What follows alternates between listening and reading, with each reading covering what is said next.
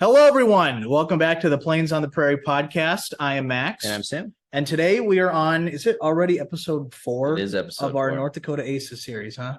Yep. Wow, we are fast. We are, and we're flying through them. We hope you guys are enjoying listening to them.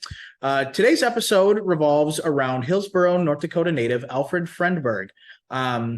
Sam, we were talking about it a little bit before the episode. We really couldn't find a whole lot of information about this guy. No, we kind of had to dig around. It might be a shorter episode, but the story is still cool all the same. Yeah, absolutely. And once again, we're very thankful to the Fargo Air Museum for having that awesome North Dakota Aces series. Without that exhibit, this series wouldn't be possible. Exactly. Because whoever put that together, however many years ago, did such a good job at researching these pilots.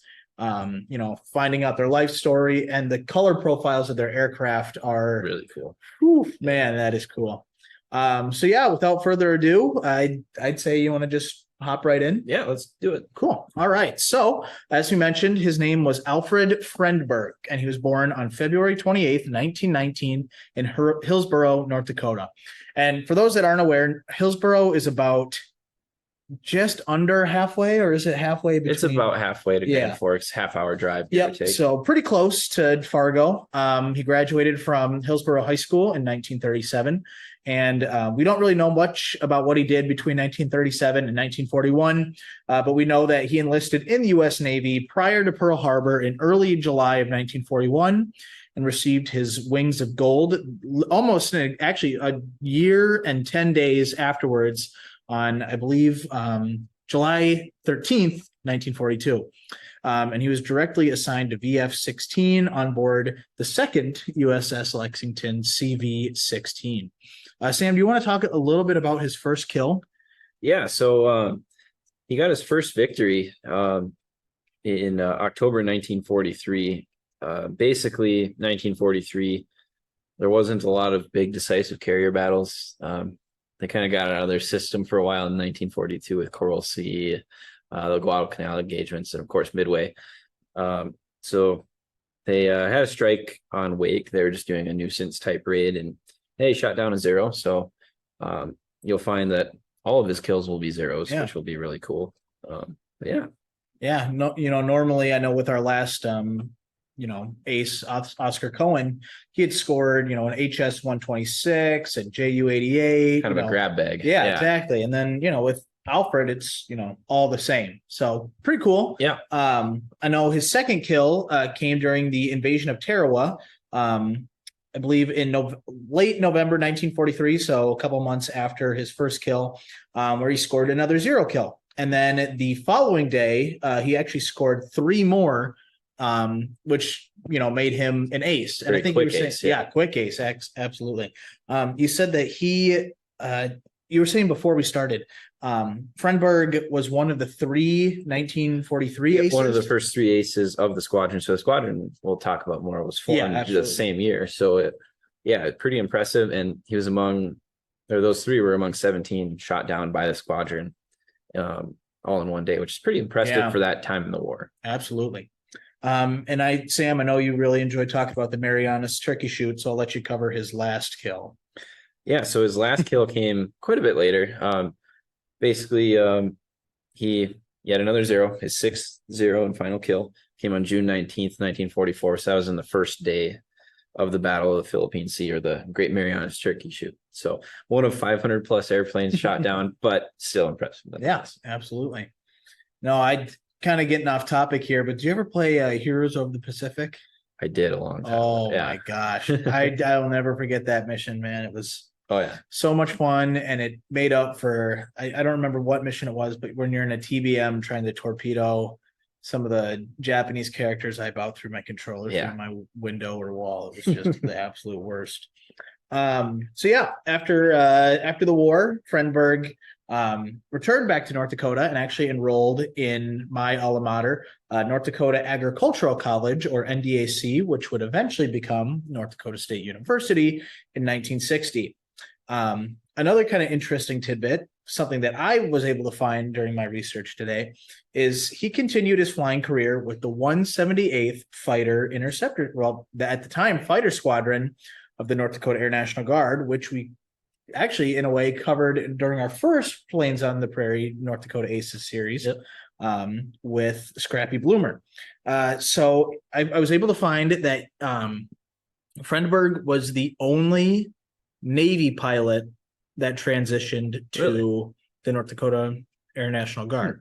I was reading an interview, well, it was in a newspaper from, I believe, 1948, and the commander at the time was talking about, all of our pilots are, because at the time, these returning pilots from the war almost all had combat experience in some way, shape, or form.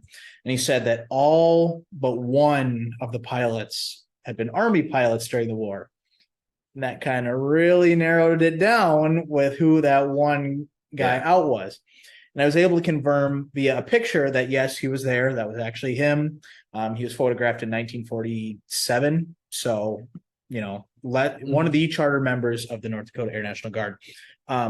That's really cool. A lot of other units have a lot of naval pilots.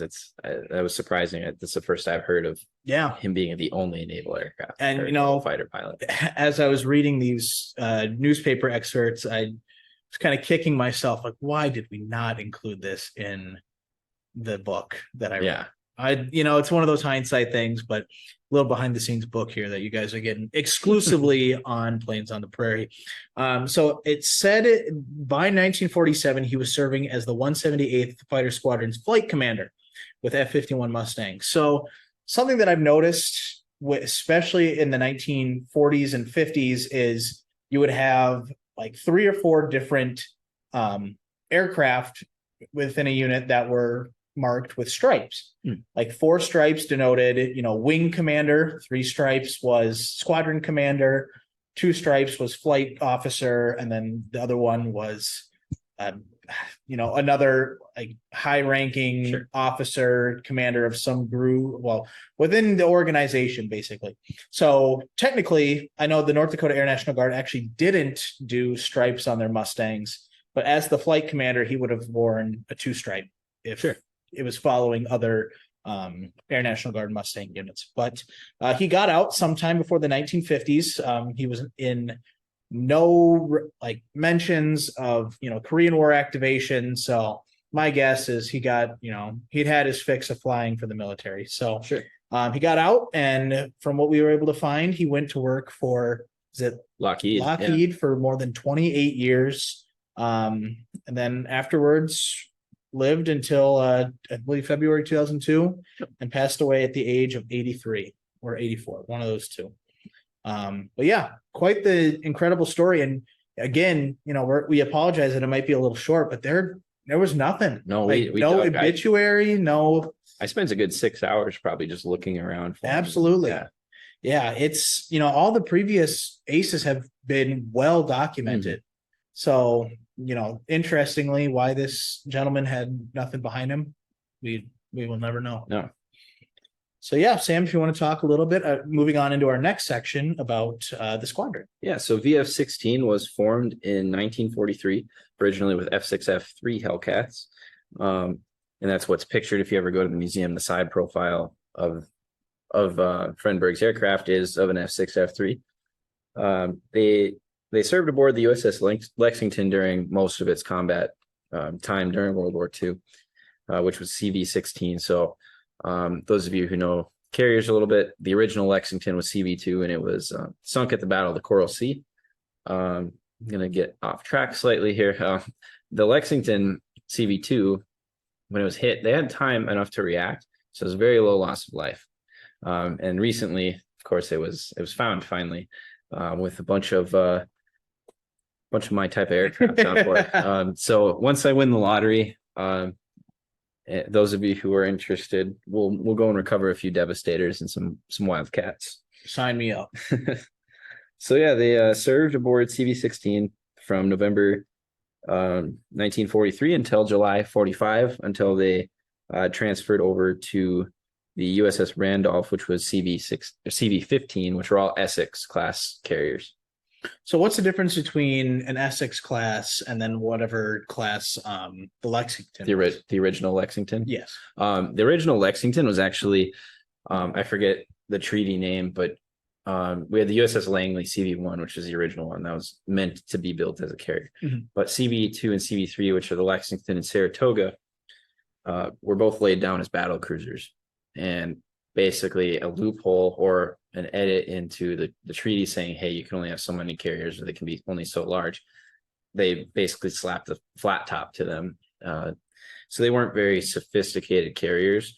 The Essex was more, had more elevators, a little bit. It was more purpose built. Yeah, I was going to say purpose built carrier. So, gotcha. and the Essex class, I don't remember the exact amount, but they were the most produced class of carrier during World War II. Oh, cool. So, some notable engagements they had. They fought in the Gilbert and Marshall Islands campaigns. That was including the Battle of Tarawa. So they provided a lot of air support during that portion. And then, of course, the Great Marianas Turkey Shoot. That's where another notable member of VF-16, Alexander Vrashew, he scored 19 victories during the war. He shot down 6 D4Y Judies, the dive bomber that replaced the D3A Vals, in 8 minutes. So 6 aircraft in 8 minutes. Holy cow. So there's a famous picture of him holding up 6 fingers on all 6 flames. If you know World War II aviation, you've seen that picture. You've seen it. It's a cool photo.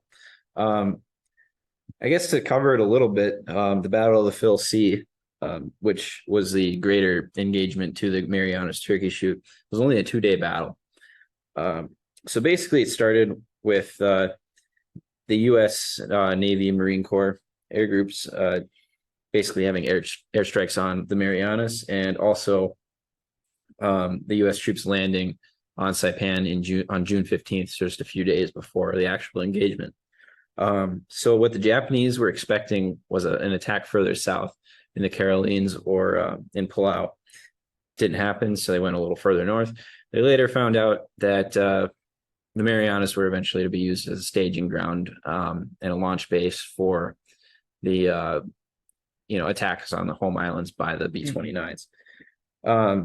So basically the Battle of the Philippine Sea was the deciding factor of whether the Marianas will be used as that staging ground. The Japanese very well knew that if they let the Marianas get in the U.S. hands, the home islands are going to be constantly threatened. End of the beginning. Attrition will start. Yep. Beginning of the end. Yeah. Beginning of the end. Yep. No, you said that right. So basically, this was the largest engagement to date, bigger than Midway, bigger than all the other battles between the carriers to this point.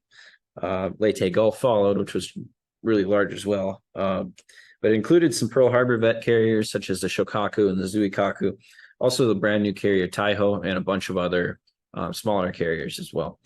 So the Japanese put up 9 carriers, and I believe the U.S. put up 15. So it raised them, but some of them were escort and some of them were the Essex class carriers. A lot of aircraft. Yeah. Basically, it was a butt whooping of the Japanese. So what happened was 2 carriers got sunk, not by a U.S. aircraft, but rather by submarines. The Carvala and the Albacore both sank, the Shokaku and the Taiho. It wasn't known that they sank 2 carriers actually until after the battle. The U.S. would have been much more aggressive if they'd known they wiped out 2 carriers. So that's kind of an interesting footnote there. Yeah, absolutely.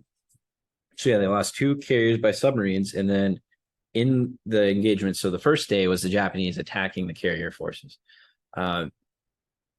Not much loss seen on the U.S. side, a lot of loss seen by the Japanese. So 500 aircraft were lost between land and carrier groups by the Japanese, including Army and Navy. I was going to say, I can't imagine a lot of those pilots were picked up. No, and not a lot of them were experienced. So the U.S. and I guess we'll talk a little bit about doctrine here. The U.S. Approach to training pilots was a little different than the Japanese. So the Japanese, all of their combat vets and experienced pilots stayed on the front, whereas the U.S. you would fly a tour or 2, get your experience, come back and be an instructor, and cycle through that experience to new people. So it's kind of interesting. So the U.S. always had that experience back home if they needed it, but they're also creating an experience on their own. Whereas the Japanese, the attrition just rose. I was going to say, so was that due in part to the Japanese losing just an incredible amount of their veteran pilots Yes, early on. it happened by the end of 1942. Their main core was gone. Yeah. So it wasn't a lost cause by then, but the pilot quality for the Japanese, the experience just wasn't there. Yeah. So some people will not criticize, but they'll basically say, hey, it was the Japanese B team, but still, it was a large force. 500 aircraft will still. It's not that'll do damage. So basically 90% of the carrier air groups were wiped out. So think of that. 1 out of every 10 aircraft survived, Jeez. which is crazy on 9 carriers. So, well, 2 carriers were gone, but so was it after this campaign that the Japanese started to shift towards their kamikaze, or was that more? It was starting. Yeah, this marked the end of Japanese naval air power. The Army still had their aircraft, not as high numbers. By this point, though, both the Japanese air doctrine was kind of accepting the fact that the U.S. and the British had air superiority. So they would only come up in a defense role. Gotcha. They wouldn't go on fighter sweeps or anything, wouldn't be as aggressive as they were when they were kind of stopping across the Pacific. And yeah, the U.S. only lost 123 aircraft. About 80 of them were lost on the second day. So the U.S. counterattacked pretty successfully. They damaged a few carriers, a couple battleships, and ended up losing those 80 on the return trip because the Japanese carrier force was running away, and Admiral Mark Mitcher was basically the brainchild of all this under Spruance. And they wanted to be a little bit aggressive, and they went after the carrier force, didn't sink anything, but inflicted a bunch of damage. But again, ran out of fuel. The range just wasn't there. Yeah. A lot of Helldivers. So the Helldiver, that can be an episode in all its own. Basically, the Helldiver wasn't very popular with the pilots due to its short range, a lot of accidents early on. The plane was modified.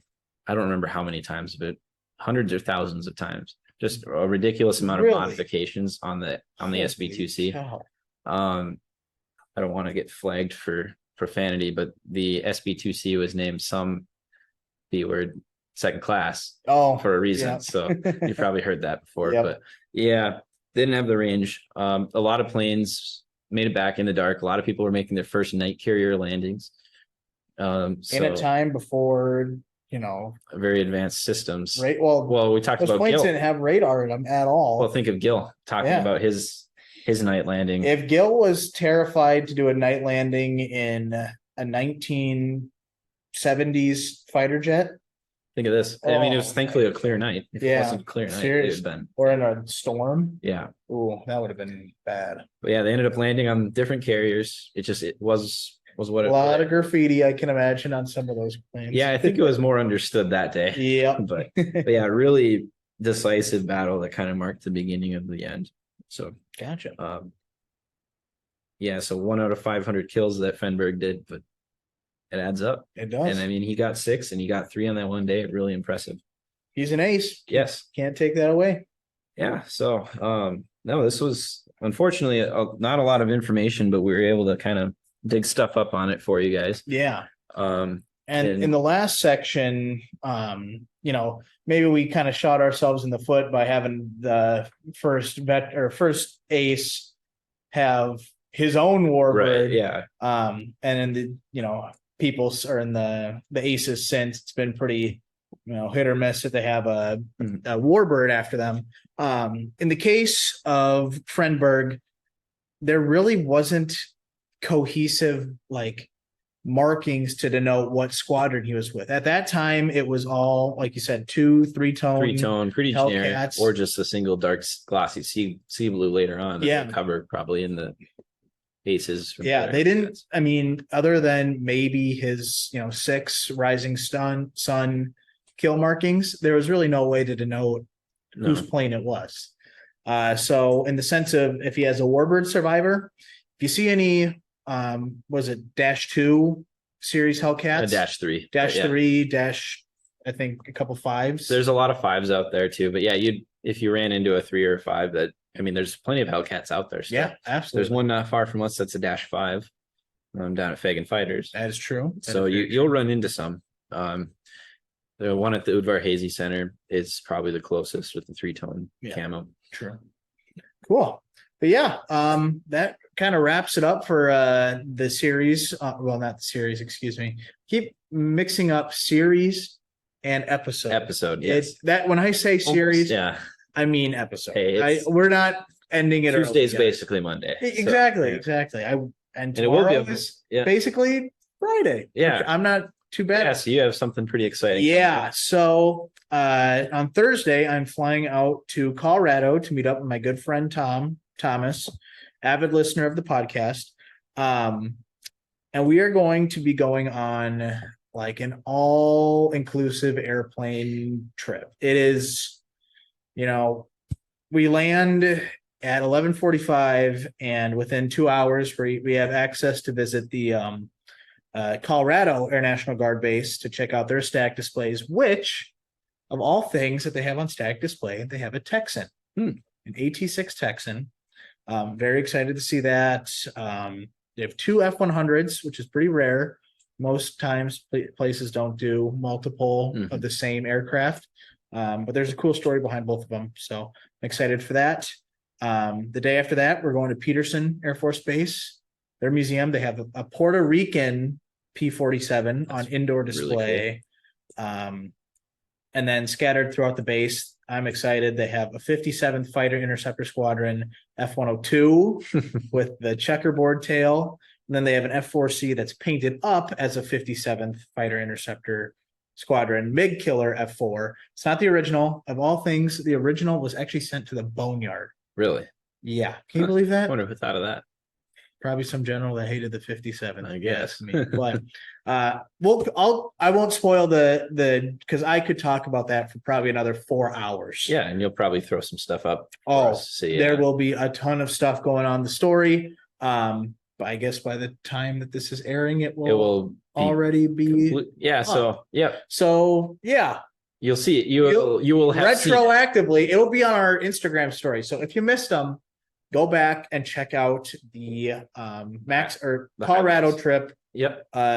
Instagram stories bubble on our homepage. You'll see everything. Come to think of it, I still need to throw up a post on the museum in Alberta. So maybe we'll throw up a post. It'll pop up there too. It'll pop up there too. We'll get some. Yeah. So 5 more to go. Yes, sir. Well, we have a few options, so we'll keep you guys waiting. Let us know who you want to see next. You want to see? We have a Spitfire, we have a P-47, and then the rest are Hellcats. Yeah, so that is right. If you want to see another Hellcat, go ahead. Maybe we'll throw a vote up on Instagram. Let us know. We plan on recording this one after you get back. Yeah, I was thinking probably Thursday, something like that. Give you a couple days to recover. We'll plan it. Yeah. So well, awesome. Yeah. Thanks, guys. We really appreciate you continuing to listen. This is probably my favorite series we've done so far. This has been. It's so cool researching these guys and hearing their story and finding out. I'll end it after this, but just the fact that this guy came back and went from Hellcats to Mustangs. Yeah. That's a very weird, very big difference. But yeah. So thank you guys again for tuning in, and we'll catch you on the next one. Yep. Thanks, guys.